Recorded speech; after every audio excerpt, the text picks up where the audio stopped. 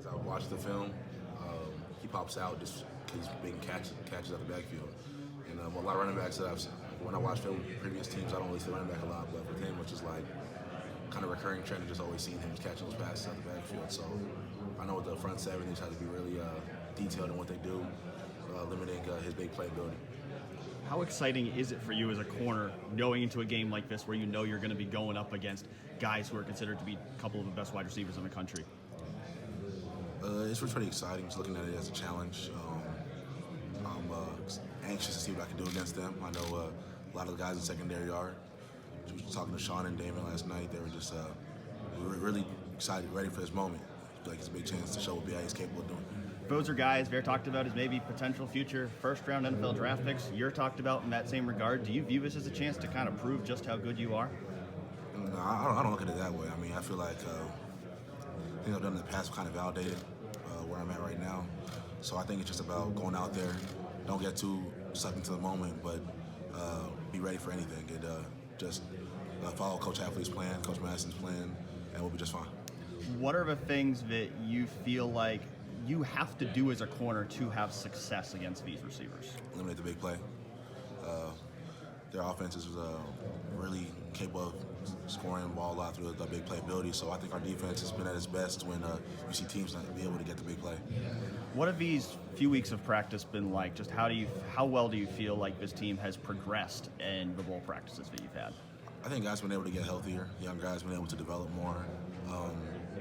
We've also been able to kind of just sit back and that last 3-game stretch was really strenuous on the body and mind. So I think we've just been able to take some time off and then regroup and come back with stronger mentally. Obviously, Damon and Sean were both battling injuries. Are they looking good out there? Yeah, definitely. You mentioned you guys haven't given up many big plays this year.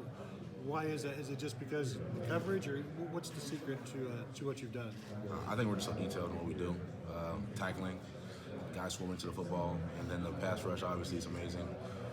So we try to follow it up, having a good secondary play in the back end. Is Chase Young an honorary member of the BIA? Nah, he got to stay on his side of Rushman. He got to stay on his side. BIA strictly BIA. With T. Higgins in particular, what stands out about him on film? His catch radius, really track the ball down the field. I would say he's kind of like a basketball player in shoulder pads. So it's just about being violent with the ball, violent attacking the ball down the field. Do you enjoy these matchups against another potential first-round pick and kind of seeing where you stack up against? Definitely. I mean, I think anytime you have a chance to sharpen your iron, if you're a competitor, you look forward to it. Obviously, Jeff Hafley's had to balance getting ready for a new job with finishing out the season with you guys. What's that been like for you guys as corners? It's been interesting. I mean, I know him taking a job at Boston College, big for him. So the whole unit's just really been proud of him. Things he was able to accomplish this 1 year. And so I guess it's just about sending us out on a high note, finishing the season strong. I mean, just going 1-0 every week for 2 weeks. I know you've talked about how he's changed your life. What was your reaction like when he gave you guys that news? I was really happy for him. Obviously, being a head coach is one of his dreams. So for him to have a chance to accomplish that at school at Boston College, I think it's just really, really commendable. What are the things that you think will make him a good head coach? I think his ability to relate to the players. He's really personable, loves his players, and he'll do anything for his players. So I think that when you have that as head coach, the players will return the favor. Was it hard on guys? Especially maybe some of the younger guys, was it hard on them to know that they might have another coach again next year?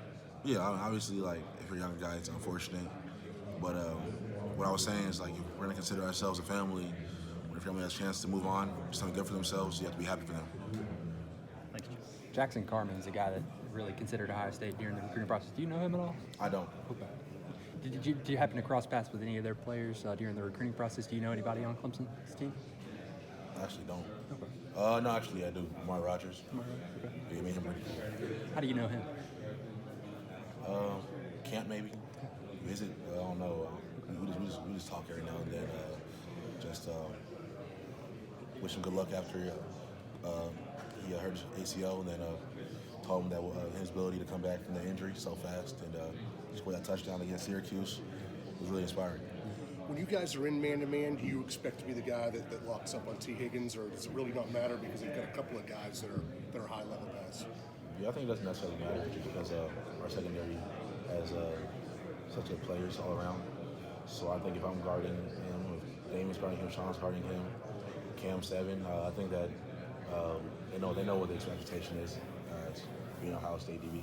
It seems like they can sometimes just dominate with sheer size while the 6'4" guys back there. Do you guys match up as the cornerback position as good about maybe as anybody would you feel in the country because you're so lengthy and tall and great size to go with the athleticism back there at the corner spot?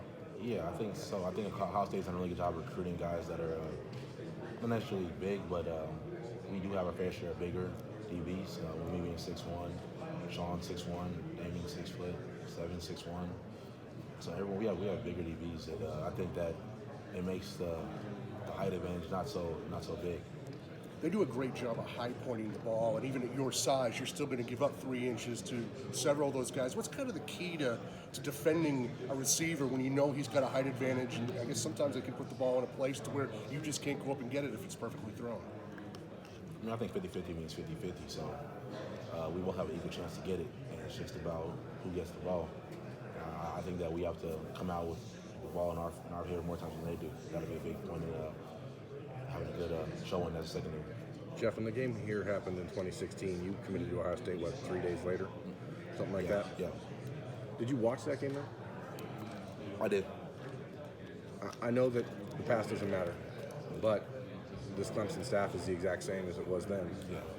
Is there something that can still be gained from watching that old game and seeing what they do schematically, or is it completely thrown out the window? Yeah, I think I wanted to, but it wouldn't make any sense because they have a new quarterback. We have like almost all new players on the defense. So I think I could watch it, but I wouldn't really be gaining too much insight from watching that just because there's so much different things going on. Have you seen? I mean, has there been any review of that game at all? No, we don't watch that game. Is there any source of motivation you can take from that? Just even though you weren't a part of that, just to say, hey, I don't remember that game, but don't want it to happen again this time. It's hard to just do that because a lot of the guys that were there for that game aren't here anymore. From a defensive standpoint, from a head coach, player standpoint. So I think that we just look at it as a new challenge. I mean, a lot of guys, it'll be our first playoff game, and we kind of see it as a new challenge.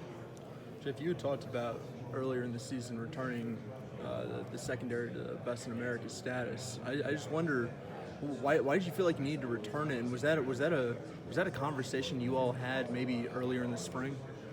Yeah, I feel like we just had to fix what we broke, really. So when I got here, Ohio State secondary is considered one of the best secondaries in the country.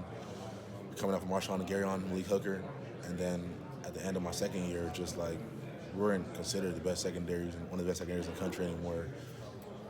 We weren't even considered that good. So I think the whole offseason we had time to kind of just think about how we could get our secondary back to playing at that elite level. And it's kind of crazy. We put in the work for it, and then it's like as the season progressed, started to earn that respect more. And then at the season's end right now, it's kind of people are saying, all right, the best secondary versus best receiving core. It's just kind of cool to see how things have done the 180. Yeah. Did you really all feel like you had broke what you came into as what was the best? Yeah, I mean, when you get a secondary that just has Denzel Ward, Marshawn, Garyon, Malik Hooker, and then you look back and people aren't calling you guys, people are saying that the secondary might be the weak link in their defense, I think that's considered broken in my eyes. So it's just about returning it back to how we found it. Mm-hmm. Well, did you feel confident in the spring that you could get there? Yeah, I felt confident. Now it was just about kind of showing, first we wanted to show it during spring, then we wanted to show it during fall camp, then next time we're showing it on Saturdays during fall. So I think it's kind of like a little process that we had.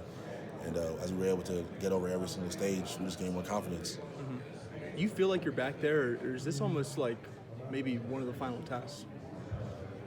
I feel like looking at the numbers, looking at what we've been able to accomplish, I feel like we're there. It's just now about every challenge from now just further validates what we believe to be true. Mm-hmm. And that's that you're the best? That we're the best in America, B.A. Appreciate it, Jeff.